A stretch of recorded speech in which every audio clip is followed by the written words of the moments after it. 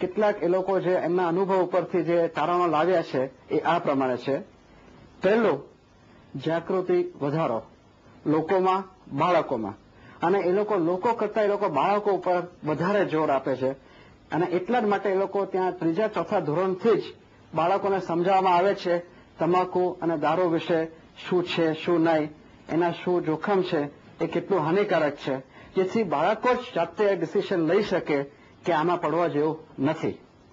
બીજું પગલું જે એ લોકોએ જોયું છે કે તમાકુ ઉપર એટલો બધો કર નાખો, એટલો બધો ટેક્સ નાખો અને એટલું મોંઘું બનાવો જેથી નવયુવાનોને એ તકલીફ પડે ખરીદવાનો. એના માટે ટેક્સ વધારી કરી અને એ લોકો એમાં એક બહુ જ સફળતા મેળવી છે કે એનાથી તમાકુનું એટલે કે સ્મોકિંગનું સેવન ઘણું ઓછું થયું છે. ભારતમાં આપણે પ્રોબ્લેમ એક અલગ જ છે. જે પેલા ગુટકાના જે પાઉચ આવે છે, જે માવાની પડીકો આવે છે 50 પૈસાની, પેલો ભિખારી પણ વાપરી શકે છે અને પેલો કરોડપતિ જે હોય ધંધાદારી માણસ એ પણ વાપરી શકે છે. તમને જાણીને આશ્ચર્ય થશે કે આ જે એક સિગરેટ જે લોકો લેતા હોય છે ને, પાનવાળી દુકાને તમે જાઓ ત્યારે બધા નવયુવાનો ભેગા થાય અને એક સિગરેટ લેતા હોય. તમને ખબર છે કે ભારતમાં પણ આ એક કાયદો છે, એક સિગરેટ તમે ખરીદી ના શકો, આખું પેકેટ જ ખરીદવું પડે.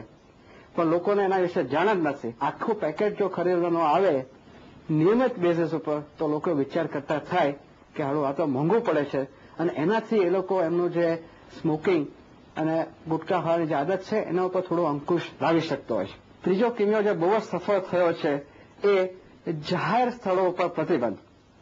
જાહેર સ્થળો આજના મોડર્ન જમાનામાં તમે કમ્પ્લીટ પ્રતિબંધ મૂકવાનું અશક્ય છે, બહુ જ મુશ્કેલ છે.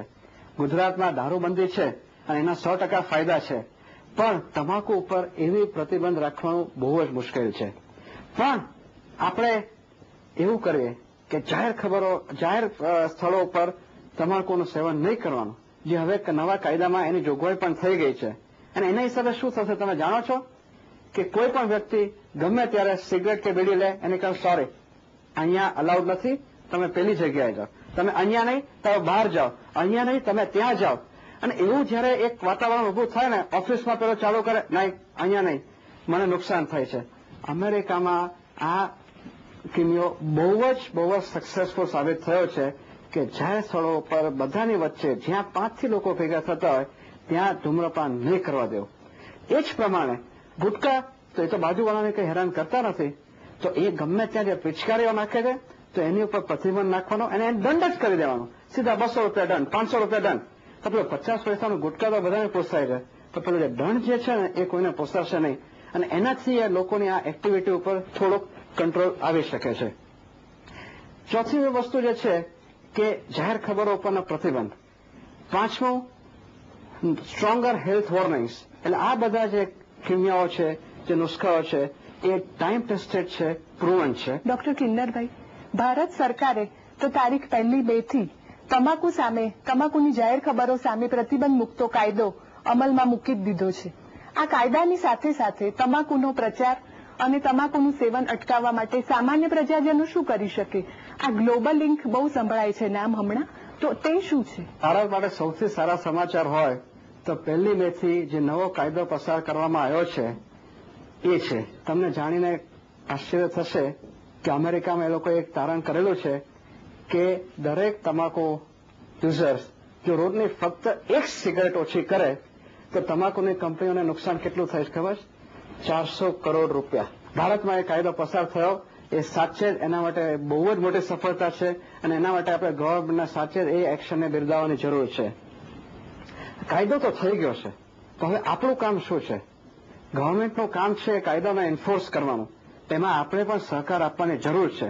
અને એમાં ગવર્મેન્ટ જ બધું કરે એવું નથી, આપણી પણ જવાબદારી થાય છે કે એમાં આપણે મદદરૂપ થઈએ. આપણે વધારે આવા જનજાગૃતિ અભિયાન આપણે ચલાવીએ જેનાથી લોકોમાં જાગૃતિ કેળવાય કે ભાઈ તમાકુ ખરાબ છે. આવો કાયદો આવી ગયો છે એ પણ ઘણા લોકોને ખબર નથી. હવે તમે કોઈ પણ જાહેર સ્થળમાં તમે ફરતા હો અને કોઈ ત્યાં સિગરેટ લે કે ત્યાં પિચકારી કરે તો તમે એને રોકી શકો છો કે નહીં? આ નહીં. તમે પોલીસને પણ બોલાવી શકો છો કે આને દંડો, અને એ લોકો કરવું જ પડશે. જાહેરાતો ઉપર પ્રતિબંધ આવ્યો છે, તો અત્યારે ટીવી, રેડિયો ઉપર, પેપરમાં જાહેરાત આવે તમે એની સામે અભિયાન ચલાવી શકો છો કે હવે આ કાયદો થઈ ગયો છે. કાયદાનો સપોર્ટ બહુ જ મોટો સપોર્ટ છે. એનો આપણને વાપરતા આવડવો જોઈએ. અને એ જ ક્યારે, જ્યારે આપણે સમજીશું કે આ શું સમસ્યા છે, કેટલી મોટી સમસ્યા છે, ત્યારે આપણને એ કાયદાનો ઉપયોગ કરતા પણ આવડશે. અને એના માટે આપણે કોઓપરેશન સંગઠનો બનાવીએ અને જનજાગૃતિ મોટા પાયા પર શરૂ કરીએ તો આ કાયદો જે છે એ એકદમ સફળ થઈ શકે છે.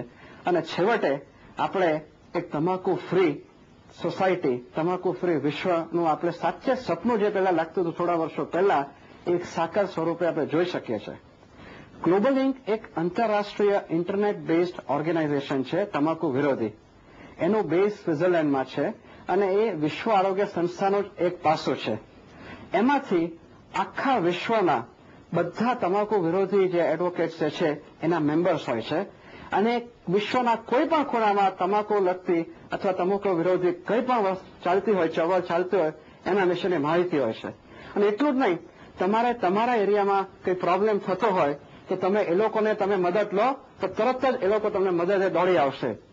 કેટલી વાર એવું થતું હોય કે શ્રીલંકામાં એ લોકો પાર્લામેન્ટમાં એક રિઝોલ્યુશન મૂક્યું છે તો એના માટે અમારી ઉપર ઈમેલ આવી જાય કે તમે બધા એ લોકોને લેટર, ઈમેલ, ફેક્સ મોકલો અને ત્યાંના prime minister, finance minister, health મિનિસ્ટરના લેટર્સ જાય અને છેવટે જવાબ આવે કે આંતરરાષ્ટ્રીય પ્રેશરથી છેવટે આ બિલ જે છે પસાર થઈ ગયું છે અને કાયદામાં કન્વર્ટ થયેલું છે.